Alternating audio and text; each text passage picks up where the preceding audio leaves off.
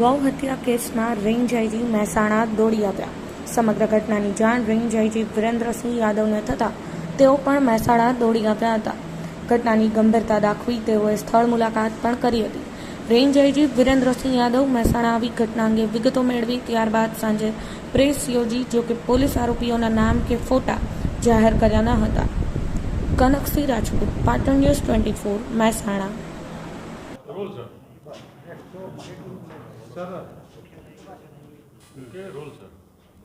જે આ ગૌહત્યાનો સમગ્ર મામલો 2 દિવસથી સામે આવ્યો છે, આજે ફરીથી કાર્યવાહી જે મહેસાણા તાલુકા પોલીસ સ્ટેશનમાં જે આ બાબતે ગુનો દાખલ થયેલ છે, કાલે પણ એવી બાબત સામે આવી હતી અને આ બાબતની પણ પોલીસ તપાસ કરતી હતી અને આજે સવારનું પણ એક બનાવ કસ્બા ટાઉન વિસ્તારથી 300-400 મીટર આગળ જંગલ વિસ્તારમાં જે અવશેષો મળ્યા હતા, તો આની તપાસ પોલીસ દ્વારા ચાલતી હતી. કાલથી લોકલ પીઆઈ, ડિવિઝનના DySP Shri, in-charge SP Shri અને એલસીબી એસઓજીની બધી ટીમો સાથે મળીને અને ટેકનિકલ એનાલિસિસ અને બીજા જે છે એની ઇનપુટની આધારે એ ગુનો શોધી કાઢી છે. અને આ ગુનામાં જે આરોપીઓ ઇન્વોલ્વ હતા તે પૈકી 5 આરોપીઓને પોલીસે રાઉન્ડઅપ કરી છે અને આગળની કાર્યવાહી હાલ ચાલુમાં છે. આ તપાસમાં જે પ્રાથમિક તપાસ છે એમાં જાણવા મળેલ છે કે જે આરોપીઓ છે એ તમામ આરોપીઓ બહારના છે, અમદાવાદ શહેરના હતા. લોકલ કોઈ આરોપીઓની કોઈ પણ માણસની લોકલ કોઈ સંડોવણી હાલ સામે આવી નથી. તેમ છતાં તમામ તપાસ ચાલુ છે અને ટોટલ 7 આરોપીઓ હતા, તે પૈકી 5 આરોપીઓને પોલીસ રાઉન્ડઅપ કરી છે અને 2 આરોપીઓની પણ શોધખોળ હાલ ચાલુમાં છે. અને સાથે આ આરોપીઓ સાથે જે પણ વ્હીકલ્સ હતા, જે વ્હીકલ્સના જે યુઝ કરતા હતા, એવા અમુક વ્હીકલ્સ પણ પોલીસે હાલ સર્ચ કરી છે અને એ પણ ફાઇન્ડ આઉટ કર્યા છે. અને હાલ આરોપીઓના જે છે એકની જે કાયદેસરની અટક અને એના પછી જે ઇન્વેસ્ટિગેશન છે એ કરવામાં આવશે. અને એવી પ્રકારની કોઈ પ્રકારની પ્રવૃત્તિ હોય એ પોલીસ બિલકુલ એમાં ઝીરો ટોલરન્સ પોલીસનું છે અને ઝીરો ટોલરન્સ ભવિષ્યમાં પણ રાખશે. અને એવા પણ કોઈ પણ પ્રકારના સામાજિક જે તત્વો છે આના ઉપર પોલીસ કડકમાં કડક કાર્યવાહી કરશે. કયા પર્પસથી આ કરવામાં આવ્યું હોય છે?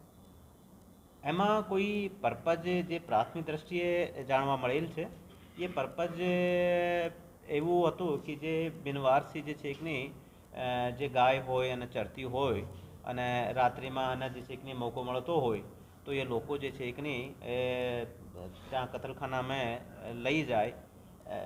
એની વજાય જે જગ્યાએ આને જે છે એકની સુનસાન એવી જગ્યા હોય અને કોઈ મોકો મળતો હોય તો ત્યાં જે છે એકની એક એનું બીફ લઈને અને પછી જે છે એકની કોમર્શિયલ પર્પઝ માટે કે કોઈ જ્યાં વેચવાનું હોય યા બીજો કરવાનું હોય અમદાવાદ શહેરમાં યા બીજી જગ્યા, એ પર્પઝ પ્રાથમિક દ્રષ્ટિએ જાણવા મળે છે. પરંતુ ઇન્વેસ્ટિગેશન દોરાન અને તપાસ દરમિયાન તમામ વિગતો બહાર નીકાળવામાં આવશે. સર, આ પ્રકારના અન્ય ગુનાઓમાં પણ ટોળકી સામેલ છે? ये हाल प्राथमिक तपास થઈ છે હાલ અને હાલ ફક્ત રાઉન્ડઅપ જ કરવામાં આવ્યા છે, પરંતુ આગળનું જે છે એકની રિમાન્ડ લેવાનું અને પછી ઇન્વેસ્ટિગેશન કરવાનું, પૂછપરછ કરવાનું એ હાલ બાકી છે. તો હોઈ શકે કે અન્ય જગ્યાઓ પણ આ ટોળકી મહેસાણામાં જ નહીં, મહેસાણાની અલાવા અન્ય કોઈ જિલ્લામાં પણ આ ટોળકી સક્રિય હોય અને ત્યાં પણ એવા ગુનાઓ યા કૃત્ય કર્યો હોય તો તે બાબતે પણ તપાસ કરવામાં આવશે અને પૂછપરછ કરવામાં આવશે. પ્રજાને શું અપીલ છે? એમાં અપીલની બાબત એ છે કે જે રીતે હું પહેલાં પણ આપને જણાવ્યું કે આ બાબતમાં પોલીસનો ઝીરો ટોલરન્સ છે અને હું પોલીસને પણ જે મહેસાણા પોલીસ છે, સ્પેશિયલી જે બંને ડીવાયએસપી શ્રી અને એલસીબી એસઓજી અને લોકલ થાણા માલદાર બધાની જે ટીમો કામમાં લાગી અને કાલથી આજ સુધીમાં અને સવારે જે બનાવ બન્યો એના ફક્ત 7 કલાકમાં જ એવા ગુનાને શોધી કાઢી અને આરોપીઓને પણ પકડી પાડી. તો આ બાબતે પણ આની મહેસાણાની જે પોલીસની ટીમો છે અને હું ધન્યવાદ આપું છું. અને ખાસ કરીને પોલીસ આ બાબતે કોઈ પ્રકારનું ટોલરન્સ રાખશે નહીં.